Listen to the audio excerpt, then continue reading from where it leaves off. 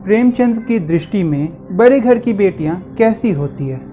क्या बड़े घर की बेटियां घरों में कलह करवा देती हैं? क्या बड़े घर की बेटियां केवल पैसों का मूल्य जानती हैं, रिश्तों और परिवारों का नहीं? जानने के लिए इस वीडियो को पूरा ज़रूर देखिएगा। नमस्कार दोस्तों, आप देख रहे हैं रसमंजरी और मैं हूं अद्वैतानंद। आज मैं आपको सुनाने जा रहा हूं मुंशी प्रेमचंद की एक कहानी, बड़े घर की बेटी। आशा है आपको यह वीडियो पसंद ज़रूर आएगा। साथ ही साथ अगर आप इस चैनल पर नए हैं या आपने इस चैनल को सब्सक्राइब नहीं किया है तो चैनल को सब्सक्राइब करके नोटिफिकेशन की घंटी ज़रूर बजा दीजिएगा। तो चलिए शुरू करते हैं।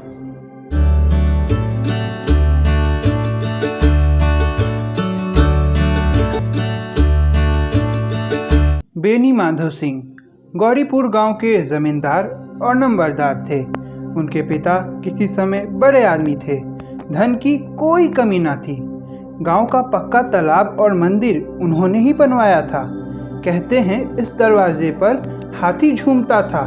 अब उसकी जगह एक बूढ़ी भैंस थी जिसके शरीर में अस्थि पंजर के सिवा और कुछ न रहा था, पर दूध शायद बहुत देती थी।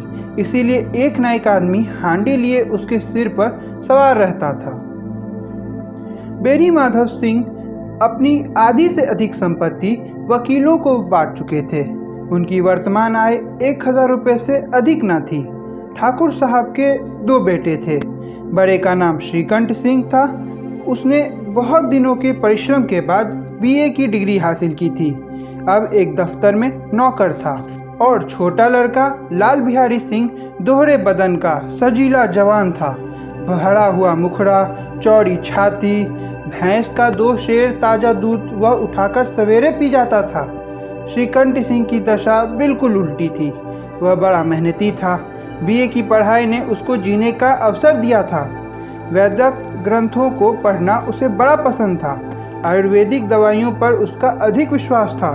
शाम सवेरे उनके कमरे से प्राय खरल की सुरीली ध्वनि सुनाई दिया करती थी। लाहौर और कलकत्ते के वैद्यों से बड़ी लिखा पड़ी रहती थी। श्रीकंठ इस अंग्रेजी डिग्री लेने के बाद भी अंग्रेजी सामाजिक प्रथाओं के विशेष प्रेमी ना थे, बल्कि वह उनकी निंदा किया करते थे। इसी से गांव में उनका बड़ा सम्मान था। दशहरे के दिनों में वह बड़े उत्साह से रामलीला में भाग लेते और खुद किसी न किसी पात्र का अभिनय करते थे। गौरीपुर में रामलीला के वही जन्मदाता थे। प्राचीन हिंदू सभ्यता का गुणगान उनकी धार्मिकता का प्रधान अंग था।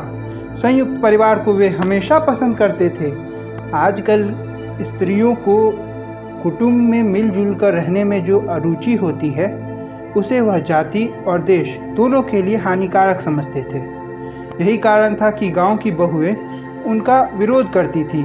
कोई तो उन्हें अपना शत्रु समझने में भी संकोच न करती थी। स्वयं उनकी पत्नी को ही इस विषय में उनसे विरोध था। यह इसलिए नहीं कि उसे अपने सास ससुर, देवर या जेठ आदि से घृणा थी, बल्कि उसका विचार था कि यदि बहुत कुछ सहने के बावजूद भी गुजर बसर ना हो सके तो आए दिन की कलह से अच्छा है कि अपनी खिचड़ी अलग पकाई जाए। आनंदी एक बड़े उच्च कुल की लड़की थी। उसके पिता एक छोटी सी रियासत के तालुकदार थे। विशाल भवन, 1 हाथी, 3 कुत्ते, बाज, बहरी, शिकरे, झाड़ फानूस सभी यहाँ मौजूद थे। नाम था भूप सिंह। बड़े उदारचित और प्रतिभाशाली पुरुष थे, पर दुर्भाग्य से लड़का एक भी न था। 7 लड़कियां हुई और दैवी योग से सब की सब जीवित रहीं।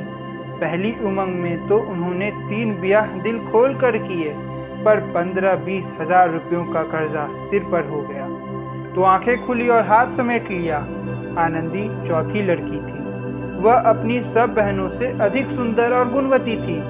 इससे ठाकुर भूप सिंह उसे बहुत प्यार करते थे। सुंदर संतान को उसके माता पिता अधिक चाहते भी हैं।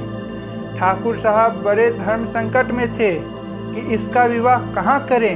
ना तो यही चाहते थे कि ऋण का बोझ बढ़े और ना यही स्वीकार था कि उसे अपने को भाग्यहीन समझना पड़े। एक दिन श्रीकंठ उनके पास किसी चंदे का रुपया मांगने आए। शायद नागरी प्रचार का चंदा था। भूप सिंह उनके स्वभाव पर रिझ गए और धूमधाम से श्रीकंठ सिंह का ब्याह आनंदी के साथ हो गया। आनंदी अपने घर से नए घर में आई तो यहाँ का रंग ढंग कुछ और ही देखा। जिस टिम टाम की उसे बचपन से ही आदत थी वह यहाँ नहीं थी। हाथी घोड़ों का तो कहना ही क्या, कोई सजी हुई सुंदर बहली तक ना थी। रेशमी चप्पल साथ लाई थी पर यहाँ बाग कहाँ। मकान में खिड़कियां तक नहीं थी, ना जमीन पर फर्श, ना दीवार पर तस्वीरें। यह एक सीधा साधा देहाती गृहस्थ का मकान था। किंतु आनंदी ने थोड़े ही दिनों में अपने को ऐसा ढाल लिया मानो उसने विलास के सामान कभी देखे ही नहीं थे। एक दिन दोपहर के समय लाल बिहारी सिंह 2 चिड़ियां लिए हुए आया और भावच से बोला, जल्दी से पका दो, मुझे भूख लगी है। आनंदी भोजन बनाकर उसकी राह देख रही थी। अब वह नया व्यंजन बनाने बैठी। हांडी में देखा तो घी पाव भर से अधिक ना था। बड़े घर की बेटी किफायत क्या जाने, उसने सब घी मांस में डाल दिया। लाल बिहारी खाने बैठा तो दाल में घी ना था। बोला, दाल में घी क्यों नहीं छोड़ा? आनंदी ने कहा, घी सब मांस में पड़ गया। लाल बिहारी जोर से बोला, अभी परसों घी ही तो आया था, इतना जल्दी उठ गया? आनंदी ने जवाब दिया, आज तो कुल पाव भर रहा होगा, वह सब मैंने मांस में डाल दिया। जिस तरह सूखी लकड़ी जल्दी से जल उठती है, उसी तरह भूख से बावला मनुष्य जरा जरा सी बात पर तिनक जाता है। लाल बिहारी को भावल की यह ठिठाई बहुत बुरी मालूम हुई। तिनक कर बोला, मायके में तो चाहे घी की नदियां बहती हों। स्त्रियां गालियां सह सकती हैं, मार भी सह सकती हैं, पर मायके की निंदा उनसे नहीं सही जाती। आनंदी मुंह फेर कर बोली, हाथी मरा भी तो 9 लाख का, वहाँ इतना घी नित्य नाई कहार खा जाते हैं। लाल बिहारी जल गया, थाली उठाकर पलट दी और बोला, जी चाहता है जीप पकड़कर खींच लूं। आनंदी को भी क्रोध आ गया, मुंह लाल हो गया। बोली, वह होते तो आज इसको मजा चखाते। अब अपट उज्जर ठाकुर से न रहा गया। उसकी स्त्री एक साधारण जमींदार की बेटी थी। जब जी चाहता उस पर हाथ साफ कर लिया करता था। खड़ा उठाकर आनंदी की ओर जोर से फेंकी और बोला, जिसके गुमान पर फूली हुई हो उसको भी देखूंगा और तुम्हें भी। आनंदी ने हाथ से खड़ाऊ रोकी, सिर बच गया पर उंगली में बड़ी चोट आई। गुस्से के मारे हवा में हिलते पत्ते की भांति कांपती हुई अपने कमरे में आकर खड़ी हो गई। पत्नी का बल और साहस, मान और मर्यादा पति तक है। उसे अपने पति के बल और पुरुषार्थ पर घमंड होता है। आनंदी खून का घूंट पीकर रह गई। श्रीकंठ सिंह शनिवार को घर आया करते थे। वीरवार की यह घटना थी। 2 दिन तक आनंदी को भवन में रही, ना कुछ खाया ना पिया, उनकी बाट देखती रही। शनिवार को श्रीकंठ घर आए और बैठकर कुछ इधर उधर की बातें, समाचार तथा कुछ नए मुकदमे आदि पर चर्चा करने लगे। बातचीत 10 बजे रात तक होती रही। गांव के भद्र पुरुषों को इन बातों में ऐसा आनंद मिलता था कि खाने पीने की होश न रहती थी। श्रीकंठ को पिंड छुड़ाना मुश्किल हो जाता था। ये 2-3 घंटे आनंदी ने बड़े कष्ट से काटे।